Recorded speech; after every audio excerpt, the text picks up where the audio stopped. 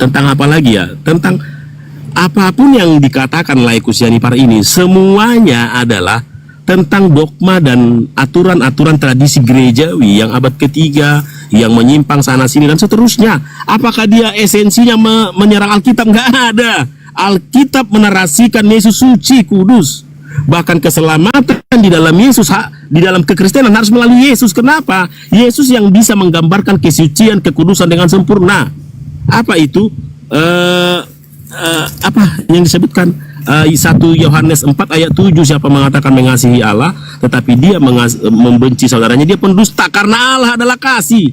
Artinya hanya standar, hanya brand Yesus membawamu kepada surga yang kekal. Apa yang ditampilkan Yesus? Dia suci, dia kudus, dia apalagi, dan seterusnya. Jadi yang tadi kamu lihat adalah gambaran orang-orang yang beragama saat itu. Apa? Dikecam Yesus. Apa dikecamnya? Kamu seperti kuburan menganga, di luar suci, di dalam seperti tulang belulang. Bukankah ritual-ritual agama yang ditentang dia? Bahkan orang yang mengkritiknya juga sama. Bukankah dia tidak tahu ini orang? Karena orang saat itu, orang-orang suci digambarkan, ditunjukkan dengan hal lahiriah. Ya udah jauh-jauh, jauh-jauh. Fred, otakmu cabul, siapa yang menghakimi? Makanya kata Yesus, di dalam hukum Taurat, ketahuan berzina lah karena batas-batas nilai tertinggi dari Taurat adalah fisik, adalah lahiriah. Yesus maju. Kata Yesus, apa yang kau pikirkan dengan wanita ini, Lai Faruk? Kau telah berzina. Jangankan ketahuan dengan SPK tadi, munafik itu. Jangankan di pikiran udah pergi dia. Jangan-jangan gunungnya licin ini. Siapa yang tahu pikiran kita? Itulah esensi kekristenan, Lai. Sangat sial kau meninggalkan Yesus, Lai. Kembalilah. Yang tadinya yang esensi, yang fundamental kau pegang, akhirnya yang lahiriah. Bukankah yang kau masalahkan sekarang lahiriah? Yesus sujud, kami sujud. Bukan. Apa itu menyembah? Menyembah membuat diri kita takluk tunduk kepada dia. Apalagi menyembah bentuk lahiriahnya. Oh, angkat tangan bisa, sujud bisa. Apakah Tuhan menginginkan lahiriahmu dicampakkan itu nanti? Yang diminta adalah hatimu. Lagi-lagi hatinya yang bagaimana? Yang melimpah dengan cinta, mengasihi, mengampuni, memberkati. Kalau sudah melimpah dengan cinta, mau kau kayak gini pun silahkan menyembah itu. Mau kau sujud menyembah itu. Tapi kalau cabul pikiran mulai, mau kau angkat tangan 1000 kali, itu tetap nggak berkenan di hadapannya. Makanya sangat sial kau Lai. Yang inti, yang esensi, yang inti dari atom materi adalah atom. Kau tinggalkan, kau pergi kepada hal-hal lahiriah. Sangat sial kau Lai. Kembali kepada Yesus yang kau gambarkan. Bukankah narasimu mengarahkan Yesus sesuatu yang najis? Padahal tidak ada satupun catatan di dunia ini yang mencatat Yesus najis. Kenapa catatan di dunia ini saya katakan? Karena dia tokoh nyata, bukan tokoh ecek-ecek yang lain, tidak bisa dibuktikan. Oke, Josephus Plasipus mencatat dia orang baik, orang benar, dan dia dibunuh oleh karena orang. Terkutuk, aku bayar hutangmu, Lai yang berutang. Apakah aku menjadi orang berutang? Tidak, aku berutang karena kamu. Dia terkutuk karena kamu, Lai dan saya. Kalau kau terima dia, tapi kalau nggak kau terima nggak termasuk kau, Lai. Sorry. Silakan. Silakan, Laiku. Makin udah tambah semangat lah ini ya. Tambah semangat. Oke. Bentar ya. Sekarang siapa? Aku. Umar. Oke. Tadi lah ini bilang. Sebentar. Kalau nanti agak hangat, agak kurang panjang, gitu aja fleksibel kita. Bikin 10 menit baru kau terima. Tapi kalau merasa cukup 5 menit, gitu aja fleksibel aja kita. Oke. Tadi lagi bilang kan, kami ini bukan masalah bersentuhan. Dia ada, kami masalah hati. Penting kami bisa menjaga hati. Itu adalah perkataan orang munafik lain.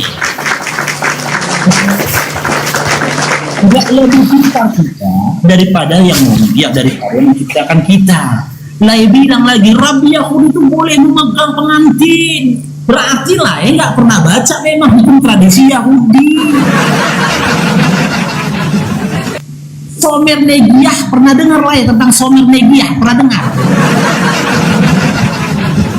Itu tradisi Yahudi Lai. Ini aku kasih datanya tentang Somer Negiah Lai ya. Nih.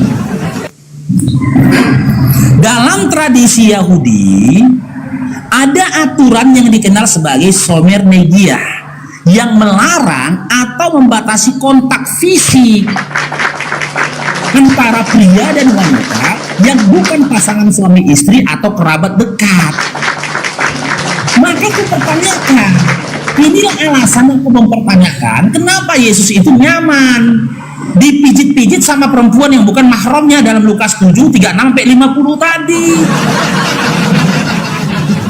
Aku nggak persoalkan, itu buktinya dia normal. Dan pertanyaanku tadi, itu pun belum mulai jawab. Kenapa dia kenapa dia memerintahkan kepada murid-muridnya untuk ngambil keledai betina? Ini aturan somernegia lah ini. Apa itu somernegia? Ialah istria Ibrani yang berarti menjaga dari sentuhan. Ini mengacu pada praktik menahan diri dari kontak fisik, ya, sensual dan anggota lawan jenis di luar hubungan pernikahan atau kekeluargaan. Jelas dalam hukum, dalam kitab imamat ada aturannya. Ada jelas. Kalau lain katakan, oh kami tidak berdasarkan aturan, nggak perlu kami diatur gitu loh. Ngapain kami perlu diatur? Nggak perlu kami pakai aturan, kami menggunakan hati. Nah, jadi pertanyaannya gini Le. Kalau Le berkata gitu, maaf ini Le. Kalau Le memberikan jawaban seperti itu, hidup di dunia ini nggak perlu aturan tentang tata cara menyembah, tata cara bersentuhan, tata cara bersosialisasi kepada manusia, yang lainnya, tata cara berpakaian dan yang lainnya. Le, seakan-akan mirip ini Le. Mirip sama ini. Dia pun hidup nggak punya aturan ini Le. Dia hanya menggunakan kebedua-beduaannya untuk menjalani hidupnya. Bagaimana dia kawin, dia gunakan nurani kebedua-beduaannya. Bagaimana dia berterima kasih kepada Tuhan yang menyentuh, Tuhan yang ngasih makan dia cukup menggunakan naluri kebedua-beduaannya. Sampai akhirnya dia kayak gini. Helai benang pun nggak menutupi tubuhnya. Makanya aku bilang, ajaran Kristen ini bukan ajarannya para nabi. Umat Bani Israel, mereka itu punya ketentuan dan juga rukun ketika mereka itu bertauhid kepada Tuhan. Bagaimana rukunnya mereka beribadah, bagaimana rukunnya mereka bernikah, bagaimana aturannya ketika mereka bersentuhan sama perempuan, bagaimana hukumnya mereka bersosialisasi kepada orang-orang sekitarnya sesama Yahudi dan juga di luar dari Yahudi. Bahkan mereka memiliki doktrin tersendiri untuk meningkatkan kualitas sesama mereka Yahudi. Kalau lah hidup bebas, dia mirip sama yang tadi. Gak mungkinlah sesuatu yang mirip sama yang tadi ngaku-ngaku bertuhan. Ngaku bertuhan tapi hidup sesuai dengan prasangkaannya sendiri, ya enggak? Tinggalkan dulu iman Kristen lain. Ketika aku tidak dapat aturan juga ketentuan, seakan-akan mirip sama ini. Malu aku, malu. Jadi ya harus pahami, Yesus yang Yahudi di dalam Matius 5, 17-18 dia mengakui dia tunduk dan patuh kepada hukum Yahudi, kepada hukum Taurat, dan patuh gitu loh. Dia nggak boleh membantah. Cukuplah saya udah bernapas lagi tengok. Lagi dulu yang ngomong. Oke. Bikinlah biar ku terima. Nah, lagi dulu yang ngomong. Aku mau lanjut sebenarnya, cuma nggak tega gue ngelayu dah. Gak apa-apa lah. Semua dah kita di sini. Kan ajaran kasih, harus sabar dihina, dicaci, nggak apa-apa. Jadi begini Leku. Jadi kembali ke esensi lagi ya yang tadi, keselamatan di Kristen. Kejadian 1 ayat 26 dalilnya. Marilah kita menciptakan manusia menurut gambar dan rupa kita. Oke, catat, pegang ini. Artinya kita diciptakan menurut gambar atau citra ilahi. Oke. Baru kedua, dikatakan Yesus, ketika aku lapar apa kau kasih makan, ketika aku sendiri apa kau kasih tumpangan, ketika aku seorang diri apa kau kasih pakaian. Loh, dijawab sama orang itu. Nah, manusia kan selalu dibatasi pikirannya bahwa Tuhan itu 3 dimensi. Kok melakukan pada pemulung sama dengan kepada dia? Kok melakukan kepada Faruk sama dengan kepada dia? Mari kita urai. Saya selalu rasional ini. Kalau mati pemulung itu diurai, tubuhnya nggak kekal kan, kembali kepada tanah. Rohnya kembali kepada yang punya, karena Allah adalah roh. Artinya apapun yang kau lakukan kepada sesamamu itu sama dengan kepada dia. Itu nyambungnya. Baru kemudian kembali kepada saya tidak ada mengatakan aturan, nggak perlu aturan, nggak ada. Lah ini suka framing lalu menggiring, salah, nggak boleh begitu. Mendingan lai timpali perkataan saya tanpa harus menambahi jauh-jauh seperti yang saya lakukan. Begitu loh. Jadi menyembah itu apa? Menyembah itu bahasa Alkitabnya, karena selalu konteks Alkitab proskuneo bahasa aslinya. Kenapa harus perlu bahasa aslinya, Bang? Biar kita mengerti maknanya. Biar kita ini untuk apa saat itu ditulis. Proskuneo bentuk lahirianya kalau anjing menjilat. Kalau dia kultur budaya Timur Tengah, dia merebahkan diri. Itu bentuk lahirianya ya. Lalu apa esensi menyembah? Hatimu. Hati yang bagaimana? Apakah cabul? Enggak dong. Hati yang mengasihi, mengampuni, yang berkati. Karena kata Yesus, kamu akan dikenal sebagai pengikut-pengikutku lai Faruk bila kamu saling mengasihi. Jadi menyembah adalah ketika hatimu melimpah dengan cinta. Bentuk lahiriamu mau lompat-lompat silahkan. Bentuk lahiriamu mau sujud silahkan. Tetapi kalau hanya sujud saja, munafik itu. Nah, makanya hukum Taurat tidak terletak lagi di lahiriah, tetapi di esensi. Mana ayatnya, dalilnya? Dalil lagi. Dengarlah Israel, Tuhan kita itu Esa. Kasihilah Tuhan Allahmu dengan segenap hatimu, segenap akal budimu. Dan hukum yang sama dengan itu. Makanya apa yang kau lakukan pada saudaramu yang paling hina ini, kau telah melakukannya untukku. Yang sama dengan itu mengasihi Allah yang tidak kelihatan. Kasihilah sesamamu manusia seperti dirimu sendiri. Pada kedua hukum inilah terletak semua. Kedua hukum yang tadi, hukum yang mana? Mengasihi Allah, mengasihi manusia. Mekanisme mengasihi Allah yang tidak kelihatan dengan cara melakukannya kepada manusia yang kelihatan. Gampang dicerna ya. Lalu pada kedua hukum inilah terletak semua hukum Taurat. Yang tadi batas-batas lahiriah tadi laiku, intinya adalah cinta. Cinta apa? Brandnya harus Yesus. Lalu bagaimana dengan Yesus? Bukankah dia sering dicela karena dianggap melanggar hukum Taurat? Loh, kok kau bekerja pada hari Sabtu? Yesus selalu jawab, bukan manusia diciptakan untuk hukum Taurat. Hukum Tauratlah diciptakan untuk manusia. Artinya kalau kamu melakukan kasih, batas ritualmu nggak apa-apa. Bukankah Yesus penggenapan hukum Taurat laiku? Jadi kalau dia disembah nggak apa-apa karena dia penggenapan dari hukum Taurat. Nah satu lagi, kalau lah mengeneralisir, berarti kalau kamu tidak mengerti dong Ibrani. Sama, kita tahu sedikit, bukan mengeneralisir, tahu semua. Kutanya lah, ngerti nggak bar mitzvah? Apa itu bar mitzvah? Nah nggak ngerti kan? Bar artinya anak-anak, mitzvah artinya hukum. Ini sekaligus menjawab di mana Yesus umur 13 sampai 30 tahun. Untuk umur laki-laki umur 13 dimulailah dia belajar. Untuk perempuan dari 12 tahun. Kalau dia melanjutkan pendidikannya sampai umur 30 sah. Dipanggil apa? Dipanggil rabi, nggak seperti di Konoha. Mualaf sedikit, tahu bahasa Arab, langsung jadi ustadz seperti laiku ini. Harus sekolah lah. Jadi dia dipanggil rabi karena sekolah. Jadi ini sekaligus menjawab. Di mana dia umur 13 dia sekolah. Kalau misalnya kitab lain dikuatkan dengan hadis. Nah, kita dikuatkan dengan tradisi-tradisi Taurat. Jadi dia sekolah di saat itu. Nah, kenapa dia seolah-olah melanggar hukum Taurat? Dia menggenapi. Bentuknya apa? Dia pernah dicela. Kenapa dia bekerja hari Sabat? Yesus sudah menjawab, karena dia kegenapan hukum Taurat. Kesempurnaannya adalah kalau melakukan cinta bisa. Termasuk yang tadi ada batas-batas ritual bagi orang-orang beragama. Yesus menembus itu karena dia penggenapan hukum Taurat. Bagi dia itu sah itulah ya, karena dialah penggenapan hukum Taurat. Kembali lagi ke esensi keselamatan di Kristen. Jadi jadikanlah Yesus satu-satunya sebagai majikanmu, supaya dengan standar dia kamu melimpah dengan cinta. Dengan cara itu membawamu kepada surga. Inilah inti kekristenan, bukan ritual dan simbol-simbol. Ritual dan simbol-simbol tidak esensi, pernak-pernik saja. Demikianlah iku. Kembalilah selagi masih ada kesempatan. Silakan Laiku. Saya mau tambah 1 menit lagi. Tanggung narasinya tadi. Udah habis Le, udah habis. Ini terakhir Le ya, aku mau ngecas dulu 40 menit, 38 menit lagi, persen lagi apa aku. Nanti kita main lagi. Oke, yang terakhir lah, nanti sama-sama ngasih komentar aja.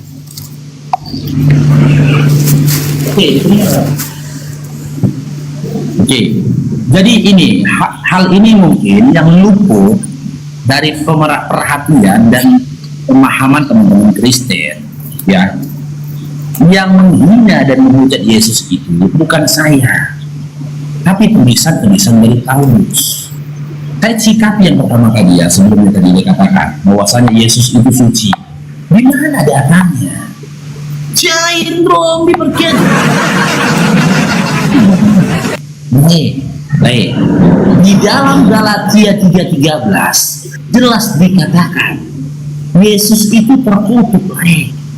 Kristus telah menebus kita dari kutuk hukum Taurat dengan jalan menjadi kutuk karena kita. Sebab ada tertulis, terkutuklah orang yang tergantung di kayu salib. Markus 15 ayat 1 sampai selanjutnya, Yesus yang tergantung di kayu salib. Matius 25 nomor 41, orang-orang terkutuk akan dilemparkan ke dalam api yang kekal bersama dengan si iblis. Tidak ada tutur kata, narasi dan tulisan-tulisan Paulus yang mengarah kepada hal yang baik tentang Yesus. Nggak ada. Tulisan Yesus itu dihina lah, cair bro. Bahkan kalau kau komparasikan Matius 5, 17, 18 ketika Yesus menyatakan dia datang ke dunia untuk menyempurnakan hukum Taurat, sebelum langit dan bumi ini hancur, satu iota dari hukum Taurat tidak akan mungkin dibatalkan. Sementara Paulus dalam Galatia 3:10, apa kata Paulus ini? Ngeri lah ya, dikutuk lagi Yesus. Ini Galatia 3 nomor 10, saya bukakan datanya ya. Apa kata dia? Karena semua orang yang hidup dari pekerjaan hukum Taurat berada di bawah kutuk. Semua orang yang hidup di bawah pekerjaan hukum Taurat berada di bawah kutuk. Yesus berada di bawah hukum Taurat. Musa berada di bawah hukum Taurat. Bani Israel berdasarkan ulangan 33 nomor 4, ulangan 4 nomor 44 juga berada di bawah hukum Taurat.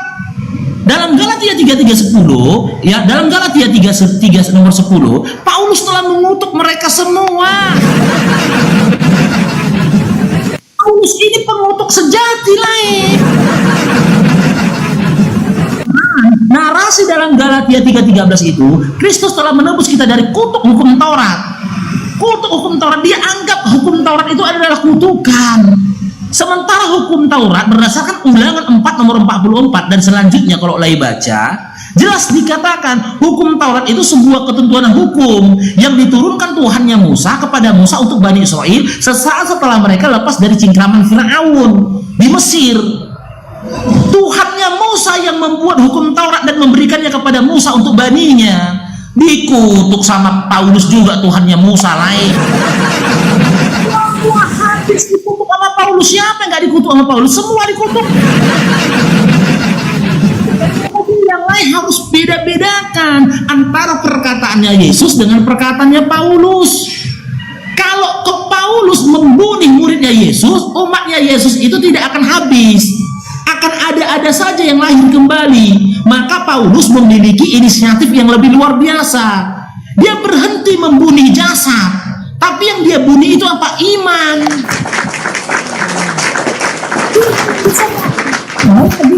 Dengan dia membelokkan ajaran-ajarannya Yesus.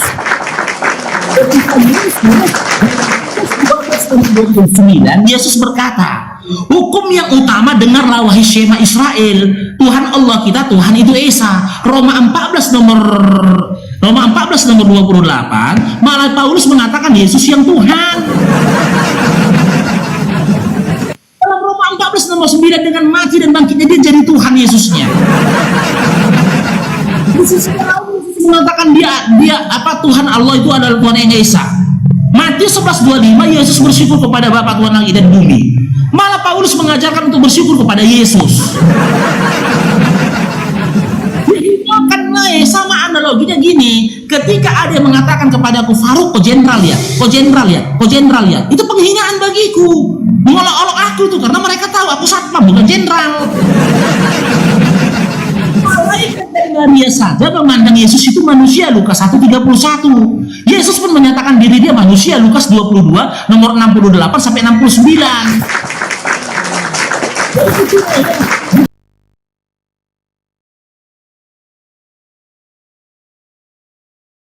Dan menghendakkan Yesus masuk ke dalam neraka, Matius 25 nomor 41. begitu. Gimana Bang Barakallahu fikum bagi yang gimana? Lain mau PK-nya lagi? Oke. Aku sekali lagi aja ya, baru kita layar terakhir penutup, aku terakhir penutup gimana? Aku sekali lagi menanggapi. Ya, saya penutup Aku silakan. atau sekali menutup lah aku tanggapi ya. Iya, silakan. Oh ya.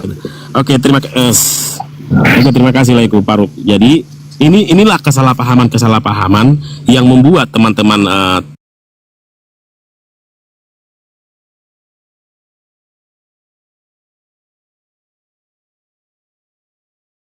ini pada mualaf harusnya kalaupun belum memahami kitab itu sendiri, setidaknya lihat dari buah dari ajaran ini. Negara-negara maju, peradaban maju, bahkan di dunia ini dipengaruhi oleh Kristus. Sebelum Masehi, sebelum Masehi dan sesudah Masehi, peradaban waktu pun garis waktu dipengaruhi oleh Yesus. Bahkan hukum-hukum internasional dipengaruhi oleh Alkitab. Bahkan ideologi besar di dunia ini berasal dari Alkitab. Humanisme, ajaran Alkitab, tetapi sekarang meninggalkan Yesus. Meninggalkan Yesusnya di mana? Laki-laki boleh kawin laki-laki, pemburit dicampakkan.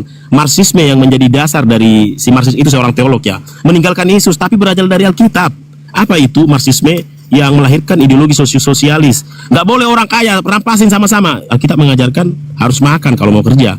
Jadi artinya setidaknya lihat dari buah ajaran ini loh, membangun, menghidupkan dan seterusnya. Nah, kembali kepada kritikan-kritikan Alkitab tadi. Yesus kan menembus batas-batas orang-orang beragama saat itu. Orang-orang beragama kalau batas-batas ritualnya dilanggar akan ngamukan dia. Yesus memberikan teladan saat itu. Kalau kamu berpegang pada ini tidak akan diselamatkan. Siapa sih kita yang pernah nggak berdusta sekalipun? Satu saja dosa telah membawamu ke neraka loh. Jadi terkutuk kalau kamu mengandalkan kekuatanmu. Kekuatanmu itu, hukum-hukum agama itu Taurat loh. Terkutuk. Jadi bagaimana? Terimalah Yesus biar sempurna Tauratmu itu. Itu maksudnya. Apakah Bang Faru tidak pernah berbohong? Berbohong sekali saja sudah bisa membuatmu ke dalam surga. Nah, artinya 100%, surga itu anggap 100%. 99% yang kau berbuat baik, hanya 0,01% akan membawamu ke dalam neraka. Jadi memang betul terkutuk yang mengandalkan kekuatan Taurat. Tetapi kau tambahkan Yesus di sana, selamat kau. Karena orang-orang beragama hanya sebatas ritual simbol saja. Gak bisa Bang Faruk berbuat baik, mengasihi kalau meninggalkan sholat, ritual gerakan, gak bisa. Kalau kami bisa, gak perlu ke gereja, bisa. Yang penting hidup melimpah dengan cinta. Bukankah hanya ritual dan simbol-simbol beragama membuatmu terperangkap dalam kemunafikan? Berjubah-jubah besar, suci, hatinya kotor, hatinya cabul. Yesus mengajarkan dari hati. Kalau hatimu sudah bersih, Laiku, setelah membuat Yesus sebagai majikanmu, tuanmu, maka yang luar itu nggak begitu penting. Mau kau berpakaian sok soleh silahkan, mau berpakaian biasa silahkan, mau kelihatan soleh silahkan. Yang penting hatimu sudah bersih. Itu yang dibongkar Yesus. Disitulah kelemahan Taurat. Taurat hanya bisa sampai level lahiriah saja. Gak ada yang bisa menembus itu. Bahkan ajaran di dunia ini hanya hal-hal lahiriah saja. Gak ada yang menyentuh kalbu. Gak ada menyentuh nurani. Karena di hati itu ada roh ilahi. Itu kuasa ilahi yang bisa. Makanya orang-orang di bawah hukum Taurat akan mati binasa. Makanya Yesus disebutkan, perhatikan. Pada hari ketiga Yesus masuk ke dalam kerajaan maut kan. Ngapain dia di situ? Karena orang-orang yang berpegang pada hukum Taurat tapi percaya pada kedatangan Mesias, baik Musa, baik Yakub dan seterusnya, dilepaskan oleh Yesus. Kan makanya disebutkan melepaskan orang-orang dari penjara, itu maksudnya. Tapi kamu malah pergi ke hukum-hukum lahiriah tadi, akan binasa kau lai. Pesan saya, terimalah Yesus kembali. Kalau kamu tidak memahami Allah bisa menjadi 3 dimensi, abaikan itu. Itu abad ketiga, abad keempat, Yesus harus dipaksa jadi Allah. Jadi, Paulus pun tidak pernah mengatakan Yesus Allah, itu Tuhan. Bahasa aslinya Kyrios, majikan kok. Tapi nanti akhir zaman, Yesus yang mengakui ayatnya, dalil, Wahyu 21 ayat 7, barang siapa menang, dia akan menjadi anak-anakku. Menang itu artinya mengasihi, mengampuni, memberkati. Barang siapa menang, dia akan menjadi anak-anakku, dan aku akan menjadi Allahnya. Bahasa aslinya di situ Theos, artinya ilahi. Yesus nanti yang ngakuin, bukan kita. Sekarang yang perlu kau akuin, Laiku, terimalah dia kembali menjadi Kyriosmu, menjadi majikanmu, supaya satu-satunya teladan untuk melakukan cinta dia, bukan yang lain. Kalau yang lain gak sempurna cintanya, untuk apa cinta yang sempurna? Karena Allah adalah cinta. Dalilnya 1 Yohanes 4 ayat 7 dan 8. Siapa mengatakan mengasihi Allah tetapi membenci saudaranya, dia pendusta. Karena Allah adalah kasih. Jadi kasih bukan sembarang kasih, brandnya harus Yesus. Karena kasih di dunia ini tidak ada menampilkan kasih yang sempurna. Karena Yesuslah yang menampilkan kasih yang sempurna itu. Dengan melihat Yesus kau telah melihat ilahi. Kalau kau tidak percaya dia ilahi, no problemo. Setidaknya jadikan dia kiriosmu, majikanmu, dan teladani perintah cintanya, maka kamu akan diselamatkan. Demikian Laiku. Silakan Le, langsung habis Lai, aku tutup ya. Ya, aku terakhir ya. Terakhir Lai, terakhir.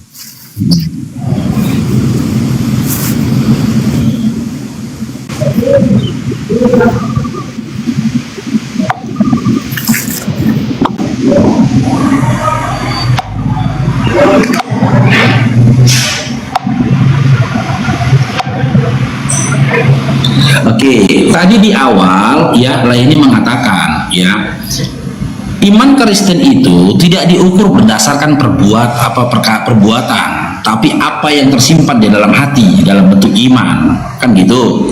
Nah, maka kembali muncul lagi pertanyaan sama Laini gitu loh. Apa pertanyaannya? Apalah gunanya kitab Kotule? Pernah nyalai baca di dalam kitab Yakobus 2 nomor 14 sampai 17? Entah apa guna kitab ini. Yakobus 2 nomor 14 nomor sampai 17. Mungkin lebih bingung kan, banyak kali si Faruk ini tahu Bibel. Mana? Aku Kristen setelah aku jadi master Bibel. Apa ini? Tengok ya. Jelas narasi ini nilai membantah narasimu. Ini. Apakah gunanya saudara-saudaraku jika seseorang mengatakan bahwa ia mempunyai iman padahal ia tidak mempunyai perbuatan? Dapatkah iman itu menyelamatkan dia? Lai bilang tadi kan iman menyelamatkan. Ini dijawab sama Yakobus. Jika seseorang saudara-saudari tidak mempunyai pakaian dan kebutuhan makan pakaian hari-hari, dan seorang di antara kamu berkata, ya ini makanan sehari-hari, selamatkan maka kenakan pakaian panas, maka pakai sampai kenyang, tetapi ia tidak memberikan kepadanya apa yang perlu bagi tubuhnya. Apakah gunanya itu? Demikian juga halnya dengan iman. Jika iman tidak disertai perbuatan, maka iman itu pada hakikatnya adalah meninggal. Ini Bible yang mengatakan tidak hanya mengklaim apa yang di dalam hati, apa yang menjadi iman, apa yang di dalam hati menjadi iman, harus selaras dengan perbuatan. Makanya aku bilang, Lai dan teman-teman Kristen masih Kristen karena nggak tahu Bible. Yang kedua, Lai bilang, oh kami orang Kristen itu pinter-pinter, kaya-kaya, maju-maju, hebat-hebat. Iya, karena kalian membantah Bible. Kalau kalian nggak bantah Bible, nggak ada kalian itu, ya di antara kalian itu yang kaya nggak ada. Nih, kita datanya di dalam Matius 5 nomor 39 sampai 44. Nih buka datanya, nggak mungkin. Bahkan Kristen itu mengajarkan untuk merusak peradaban. Itu kenyataannya. Ini kita buka ya, Matius 5 nomor 39 sampai 44. Maaf cakap lah ya. Jadi Oten itu diajarkan harus ngomor. Ini dia datanya, bentar ya. Kok nggak bisa dibuka nih, bentar. Matius 5 39 44. Nah, ini. Tetapi sekarang aku katakan kepadamu, janganlah membalas dendam. Bukan ini nanti Lai tolak. Ini terjemahan ini. Nih, 39 dulu ya. Tetapi aku berkata kepadamu, janganlah kamu melawan orang yang berbuat jahat kepadamu, melainkan siapapun yang menampar pipi kananmu, berilah juga kepadanya pipi kirimu. Kalaulah waktu itu, waktu kita dijajah sama Belanda, teman-teman Kristen berpegang pada Bible ini, nggak merdeka kita lain. Karena nggak boleh melawan. Lanjut lagi.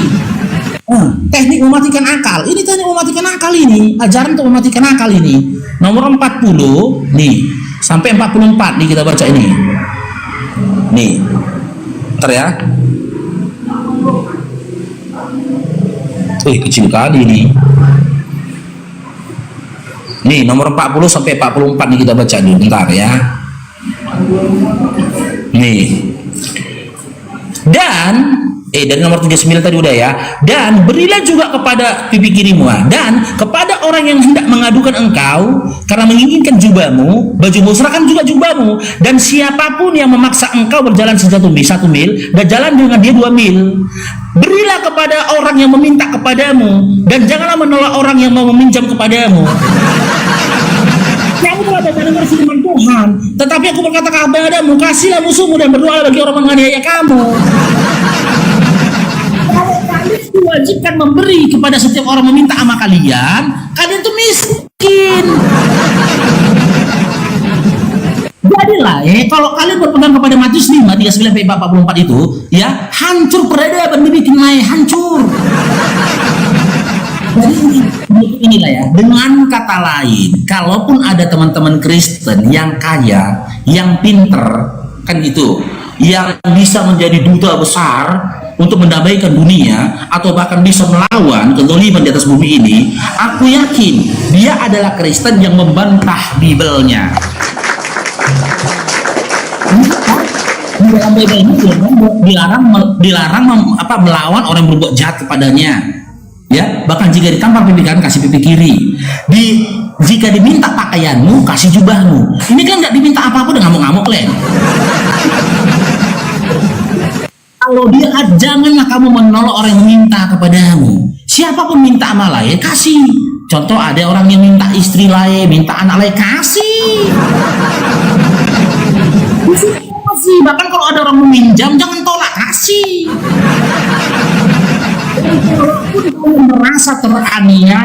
Kalaupun kalian merasa teraniaya ya, merasa teraniaya, kalian nggak boleh membalas.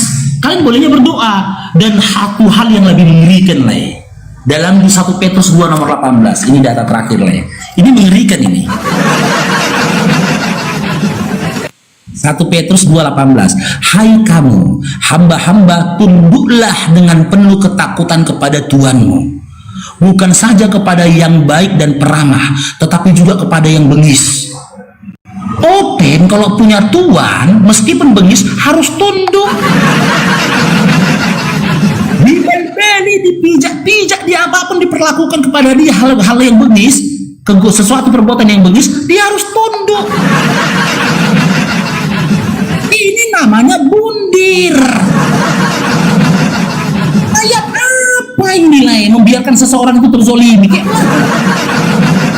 Satu-satunya ajaran yang membenarkan dan mengarahkan tunduk kepada keperbuatan yang bengis dan keji itu Kristen. Oke, silakan tutup kalau memang mungkin punya keputusan lain, silakan. Oke lah, tutup apa nih? Tutup channel? Iya, tapi kan bilang mau turun. Oh, le aja yang tutup, aku mau ngobrol sedikit ke audiens saya baru tutup. Ya udah tutup lah. Oh, mau ngomong lagi sama di sini. Oh iya. Nanti kita jawab-jawaban nggak selesai ya? Enggak, aku nggak komentarin lagi. Oke. Jadi aku hanya tanggapi sedikit saja bahwa misalnya ayat yang terakhir itu kan konteksnya bukan disuruh memberontak. Bukankah di bos-bos kita bekerja selalu ada bos yang jahat? Enggak disuruh memberontak, taat saja, patuh. Kalau kamu tidak setuju di mana kamu berada, mengundurkan diri dengan baik-baik. Bukannya bikin demo, jatuhkan direkturnya. Itu konteks seperti itu, baru kasih pipi kananmu kalau kau ditampar. Nah, lagi-lagi memang teman-teman muslim seperti Lai Paruk ini tidak bisa memahami itu. Makanya saya katakan orang-orang yang masih Kristen berpegang pada Alkitab, orang-orang IQ-nya yang tinggi. Misalnya, perhatikan konteksnya. Yesus dipukul, pernah nggak ditampar? Apa kata Yesus gini? Nih satu lagi. Perhatikan yang dilakukan Yesus. Jadi kita berpatokan kepada tindakannya. Kenapa kau tampar aku? Begini Bang Faruk, makanya orang rame-rame selalu ribut, selalu congor. Klarifikasi cukup sekali. Habis itu ada jalur hukum. Nggak perlu kau balas ini. Iya, kau kan duluan, kau kan enggak, cukup sekali, nggak usah panjang. Itu loh, karena itu teladan Yesus. Harusnya kalau itu arti letterlet, ketika Yesus ditampar di depan Kaisar Pontius waktu mau disalibkan, harusnya dia lakukan dong primannya. Ini satu lagi dong. Tapi kan enggak, bro. Bikin dulu emot tertawanya ini, mana ini? Alay aja. Jadi artinya klarifikasi cukup sekali. Baru kebutuhan, berilah kepada mereka yang meminjam. Bukankah orang-orang yang dibangun oleh kultur kekristenan kaya-kaya semua? IMF meminjamkan. Israel meminjamkan. Bahkan tsunami pertama datang, fakta sejarah mencatat, bukan dari Timur Tengah yang uang kita disedot ke sana tiap tahun. Tapi orang Israel yang memberikan bantuan, itu pun ditolak. Ganti dulu, jangan kasih nama Israel, ditolak. Bikin yayasan ini. Bantuannya dari Israel, yayasannya bohong-bohongan. Perhatikan. Oke, mereka memberikan, dilakukan perintah itu, apalagi yang dikritik lah ini. Berilah yang memaafkan. Iya, memang harus memaafkan. Kasihilah musuhmu, berbuat baiklah bagi mereka. Karena pembalasan itu adalah hakku. Gini, Lai bertempur di pekerjaanmu. Ada yang sirik, biasa itu, Lai. Selalu ada intrik di kerjaan. Nggak usah balas kejahatan dia. Tapi kalau dia misalnya di warteg, nggak ada duitnya, padahal musuhmu ada duitmu, tetap kau bayarkan. Bagi dunia bodoh kau. Enggak lah, lakukanlah itu. Nanti Tuhan yang memberikan hukuman. Makanya kamu akan membuat bara api di atas kepalanya. Artinya Tuhan sendiri yang menghukum, bukan bagianmu itu. Tapi kalau seterumu lapar, kasih dia makan. Begitu mengartikannya lah. Jadi memang inilah banyakan orang mu'alaf. Pertama karena framing Yesus Allah bukan Allah. Padahal Yesus sendiri tidak pernah meminta kalau mau selamat harus akui aku Allah. Nggak ada. Harus akui aku Tuhan atau majikan. Baru ketiga, salah sembah. Apa sih menyembah? Bukankah menyembah mengikuti, meneladani, tunduk dan taat kepada dia? Ya, karena kata Yesus, namamu yang berkuasa itu telah kau berikan kepadaku. Jadi bagaimana kita mengikuti dia? Dia nggak kelihatan. Dengan cara melakukan apa kayak kata Yesus, kita telah menyembah. Apakah ada ayatnya orang menyembah Yesus? Kalau begitu ada. Di Matius, di mana anak itu supaya kami datang menyembah dia? Baru di ayat yang lain. Wanita datang kepada Yesus dan menyembah, karena ditulis proskuneo, menyembah.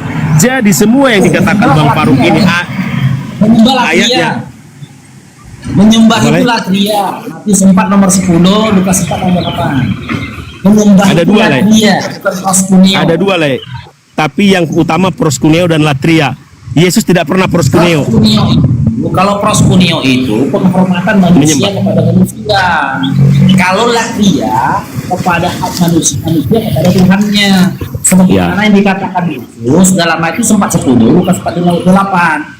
Iblis itu dikatakan Yesus untuk berlatria kepada Tuhan Yesus. Iya, jadi perhatikan Yesus. Seperti saya memuliakan presiden. Sebentar lah, masih waktu saya kan aku akhiri. Itu proskuneo. Tapi itu bukan penyembahan, tapi pemuliaan manusia kepada manusia lainnya. Oke. Jadi nggak selesai kita nanti, ini kan mau kuakhiri. Jadi artinya kau carilah kata-kata. Yesus tidak pernah proskuneo, latria tidak pernah. Yang ada adalah prospipto. Tapi orang-orang latria, proskuneo ada pada Yesus kalau kau cari bahasa aslinya. Jadi begitu saja, nanti kita naik lagi, Laiku. Terima kasih, aku senang berdiskusi dengan Lai. Kalau ada yang tidak berkenan, apologize me, dan kita tutup hari ini. Oke, Laiku, selamat bekerja. Ya.